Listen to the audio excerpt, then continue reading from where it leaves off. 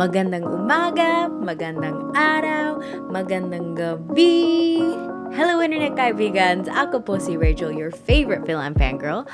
And today we are going to talk about Filipinos and finance and how Filipinos deal with money. I want to start by bearing all and sharing that my relationship with personal finance and with money has been a journey.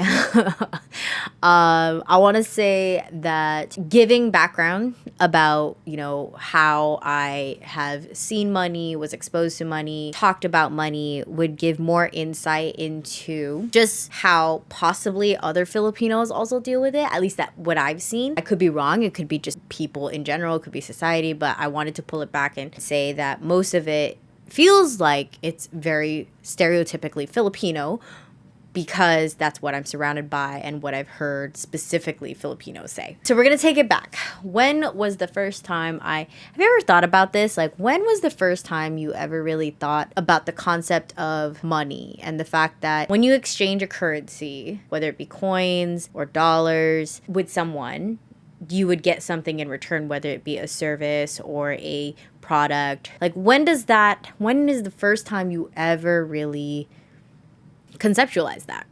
So I thought about that, and for me, I feel like the concept of money really started a long time ago because I understood that early on, and I want to say early on, I understood that I came from a family that was very much an immigrant family household, didn't have a lot of money. There was no generational wealth that was built. It was literally my grandpa on my paternal side who just came to America by himself and then figured out how to bring the rest of his family over. So, yeah, money, now that I think about it, maybe it was at the time that I was conscious enough to realize, like, oh, okay, my parents are working so that they could put food on the table and they can have, a roof over our heads. And then I also think about the fact that I've never had an allowance. I've actually learned that other people get allowances.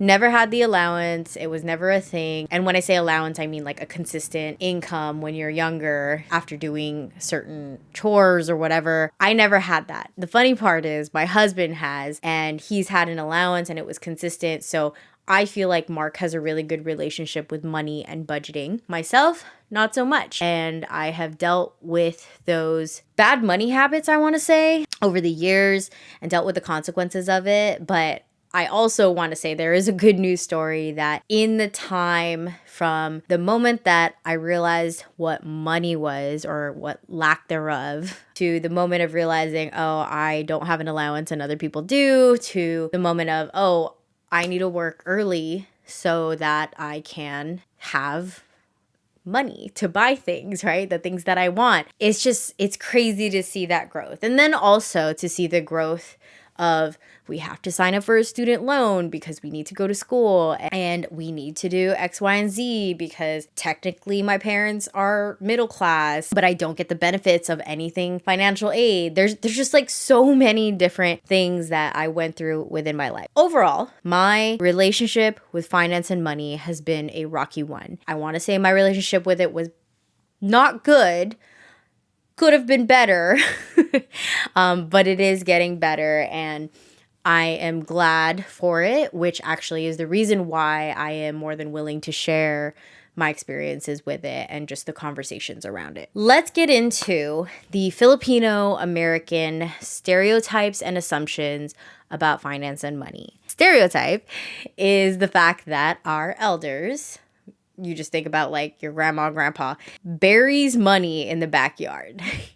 It's a stereotype, but also now that I think about it, I know so many Filipinos who just like cash hoard and put money, maybe they're not burying it in the dirt anymore, but but they'll put money aside, lots and lots of cash, and it wouldn't even accumulate any good interest. Going back to the fact that they would bury cash, they only believe in cash, only monetary things, and they don't trust the banks. And I want to say that that historically comes from the lack of trust in the government and in the bank that came from our immigrant families who lived in these oppressive societies and these oppressive third world countries like the Philippines. I want to say that's what lends itself to that stereotype. Let me know in the comments down below if your grandparents buried money like this, or if they still do in the past, or if your parents still do this. But it's whether you think that it's a good money habit or not, I just think that it's really interesting that I've heard every Lola and Lolo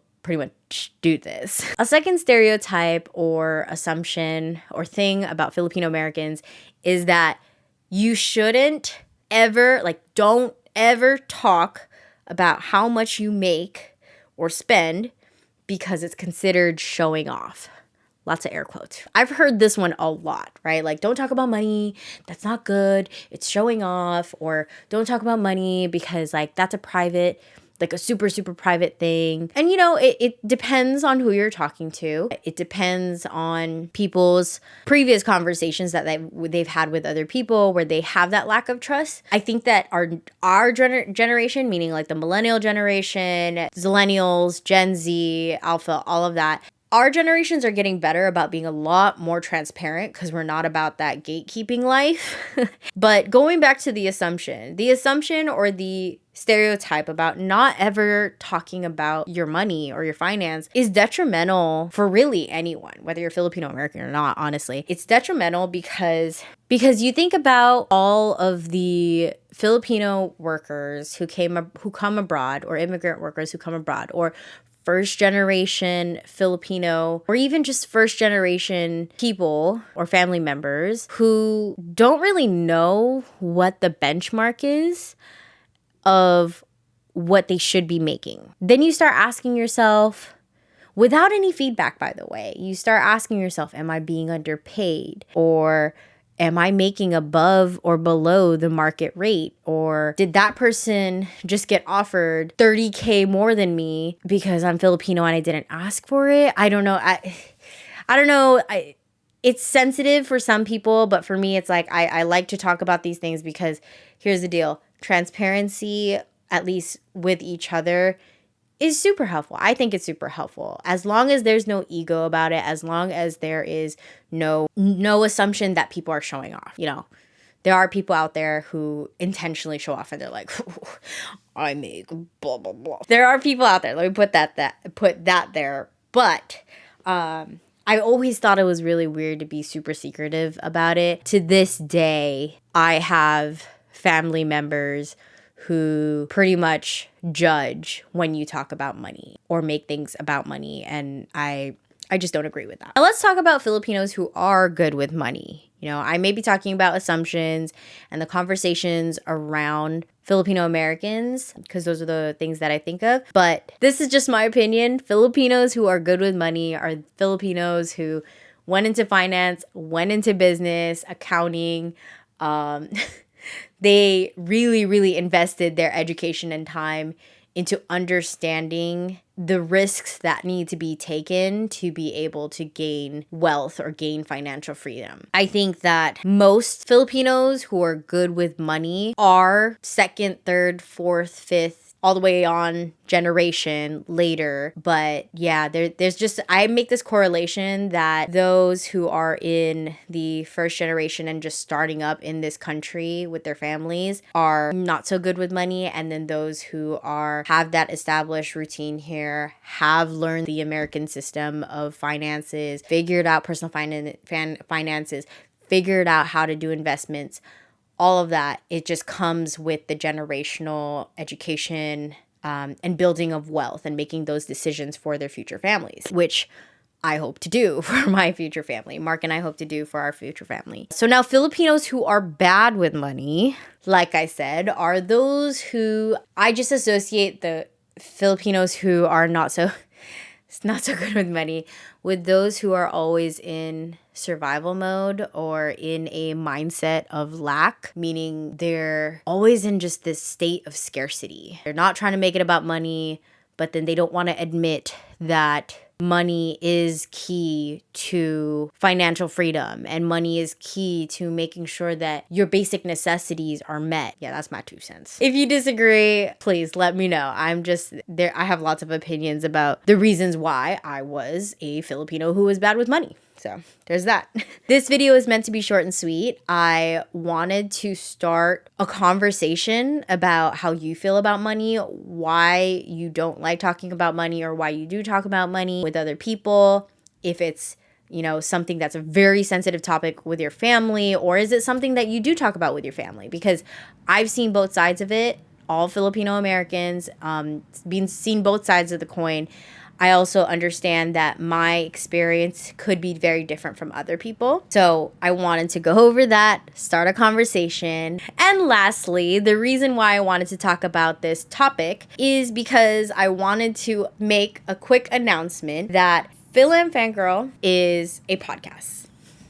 And it's a podcast about me talking to you about the realness of my journey about being Filipino and raised in American society and learning about my culture later in life. But the announcement is that I am actually going to be doing a spin-off focused on money and personal finance. If this is something that you're interested in, please go ahead and look at the other videos outside of this podcast playlist. I am going to be talking about the things that I spend in a month, what I make as a small YouTube creator, my journey to financial freedom, whether that be paying off credit card debts, student loans, utangs. And it's all about talking about me mending my relationship with and my view of money, because that's a journey within itself. I know that there is the cultural aspect and my upbringing that has come into it, but this needs to be its own separate topic because it's a sensitive topic. I want to be an open book in terms of what life is like for a 30-something with a family living in LA, what that costs, and just how we're going to get to the point where we're considered good with money. This is like, money is such a sensitive topic for some people. And yes, I find myself still a little bit. I think I've gotten a lot better though over the years of just talking about just how much people should be making per their career and where they should be based off of where they are in life and everything. But everybody has a different story and everyone has different expectations. I, on the other hand, just would like to share my story so that someday I could see the progression to going from where I was to where I will be in the future and what I want for myself in the future. Thank you so much for watching. I hope you join us again for another FILAM Fangirl podcast as we celebrate Filipino American History Month this October. Paalam!